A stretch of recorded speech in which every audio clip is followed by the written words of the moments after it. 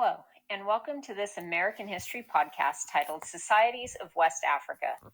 So in the last podcast, we looked at the causes of the European Age of Exploration, and part of the reason Europeans wanted to explore is that they had heard stories of lands of gold in Africa. And we'll see how that wasn't really that far from the truth. So in this podcast, we'll be looking at the various cultures of West Africa, including how the location of West Africa made it a major trade center, and that this helped spread wealth and the Islamic religion throughout Africa, Asia, and Europe. Okay, so here we go. During the 700s, Arab traders reached West Africa, and they spoke of a land so rich in gold that even the horses were draped in it. This land was the Kingdom of Ghana. And for centuries, it was the wealthiest kingdom in West Africa. And the Kingdom of Ghana is located right here on the map, surrounded by all of the gold, which kind of speaks for itself, how this region is going to become so economically strong. So traders had to cross the largest desert in the world, the Sahara Desert, and this desert stretches over an area a little smaller than the United States. So extreme heat and a lack of water made travel through this region very difficult for humans.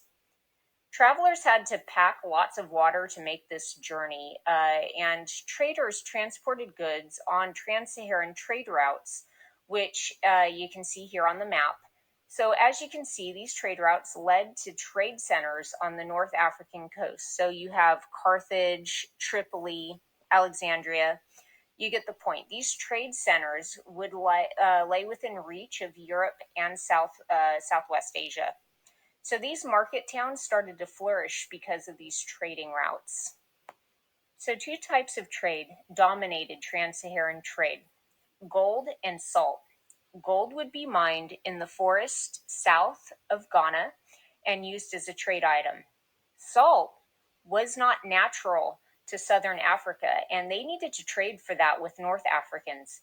So gold and salt traders would meet for trade, and this meant that gold would move north and salt would move south. And as you can see, Ghana is located at the midway point between these two industries, so it would become the natural meeting place, and the kingdom would grow wealthy because the king would collect taxes on the trade that took place there. So eventually, Ghana would become so wealthy and powerful that it would start to conquer nearby lands. Similar to Europe, they had a feudal type of system where princes or nobility would rule over parts of the kingdom on behalf of the king. So in your notes, I want you to write down the bulleted points, and you'll see that I have a column titled Icon or Image. So in that box, I want you to think of an image that you could draw, a simple image that you can draw that would help you remember something important about this particular section, entitled Kingdom of Ghana. So here's a couple of ideas for you. You can draw a picture of a bar of gold, or maybe a bag of salt. Okay, so hit pause, write down what you need to write down, add an image or an icon, one of the ones I gave you, or choose something of your own. All right, so moving on. So just a minute ago, we talked about how difficult the Saharan desert was to travel for traders. They found that the camel was well suited for the desert because they can travel up to 100 miles without water, and they are able to carry very heavy loads. So nomadic traders, that is traders who move around a lot, began to lead camel caravans, and a caravan is a group of people who travel together. And the image you see here is an example of a modern day salt caravan. And these camels are carrying salt blocks through the desert. So caravans similar to this one would carry salt across the Sahara for centuries. Salt is abundant in North Africa, and there were towns that would actually construct buildings out of salt blocks because it was the most abundant building material that they had. And so let's talk about, why is salt so important? And that's because salt is essential to human health and ultimately to human life. We cannot live without this mineral. It helps our central nervous system and our muscles function. It also regulates the fluids in our bodies and controls our blood pressure. So too much salt is very bad for you, but so is too little. And during this time period, salt was extremely expensive and labor intensive to harvest in mass quantities. So this made salt extremely valuable as a commodity, and roads and trade systems were built especially for the purpose of trading salt.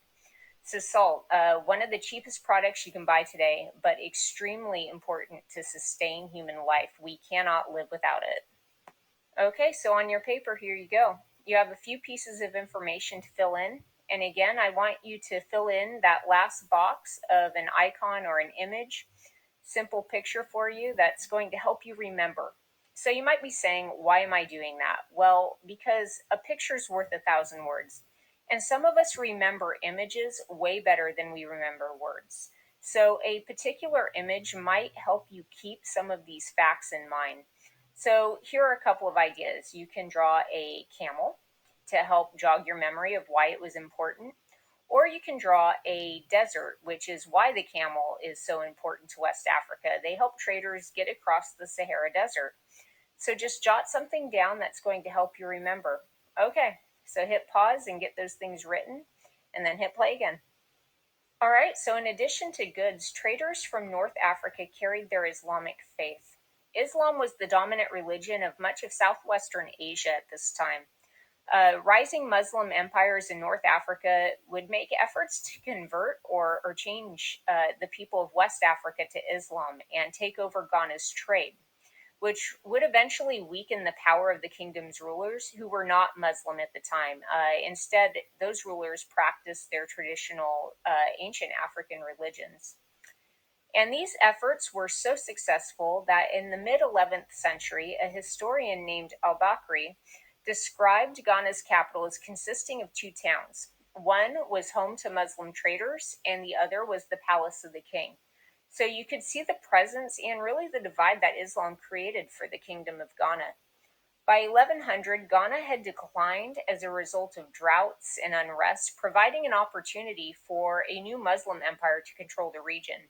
And that kingdom is Mali, which we'll talk about in just a minute. And the photo you're looking at is the Great Mud Mosque of Jenny, which was created in the Kingdom of Mali, which would overthrow Ghana as the next great West African kingdom.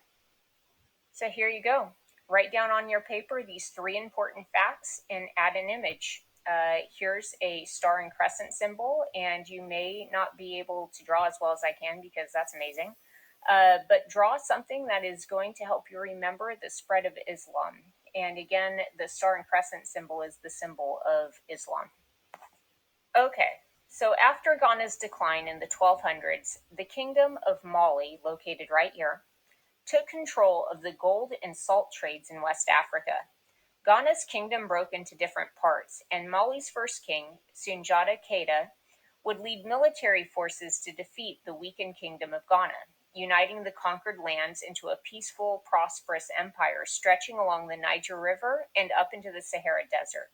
So Mali would take control of the trans-Saharan trade that Ghana had once dominated.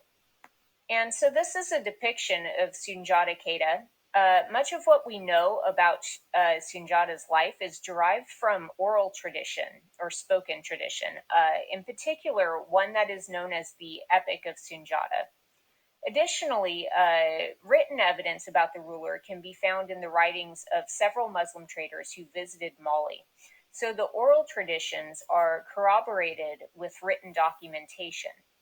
And also interesting is that some people believe that the movie The Lion King is loosely based on the story of Sunjata and his rise to power, because he was known as the Lion of Mali. But Disney maintains that it was based on Shakespeare's play Hamlet. So now we're going to talk about Sunjata Keita's grandnephew, Mansa Musa. And this man, who is probably the most well-known king of Mali, he is a really interesting person. Many historians believe that he is the richest person to ever have lived in the history of the world. And some estimate Musa's fortune to be about $400 billion, which was a number adjusted for inflation. So, as you can imagine, it didn't take long for his legend to spread to Europe, where they were hearing stories about this impossibly wealthy king from West Africa who traveled with hundreds of camels and thousands of servants. Uh, and though Sunjata ruled well, it was Mansa Musa who really would first introduce Mali to the world. Musa became the king in the 1300s, and as a Muslim, he decided to take a pilgrimage or religious journey to the holy city of Mecca in 1324. And this journey is called a Hajj, and Muslims are encouraged to do this at least once in their lifetime. Well, during his Hajj, which is actually depicted here, you can see going up towards Mecca, uh, he he did in fact take thousands of servants and dozens of camels with him as part of a giant entourage and show of wealth. And this caravan gave gold and other luxurious goods to people along the way. And it would be this pilgrimage or journey to Mecca that would make him famous to other parts of the world. And during this journey, he built mosque in his wake, and he gave away so much gold that the price of gold was devalued or lowered for the next 25 years. So Europeans and Asians, upon hearing accounts of this generous king, became more motivated to trade with the wealthy empire. So Mansa Musa returned from Mecca a year later with new knowledge and ideas, and he turned the city of Timbuktu, located right here, uh, into a center for culture and learning. So you can see that there are rivers flowing through Timbuktu, which make it an ideal trade center as well. He also encouraged his people to learn Arabic so that they could study the holy book of Islam, the Quran. And Timbuktu would be an important center of Islamic culture. So that is the legacy of Mansa Musa. All right, so here we go. Write it down. And here are a couple of images that I think might help. Maybe some books or pencils or something like that to use an icon or an image since Timbuktu became a center for learning.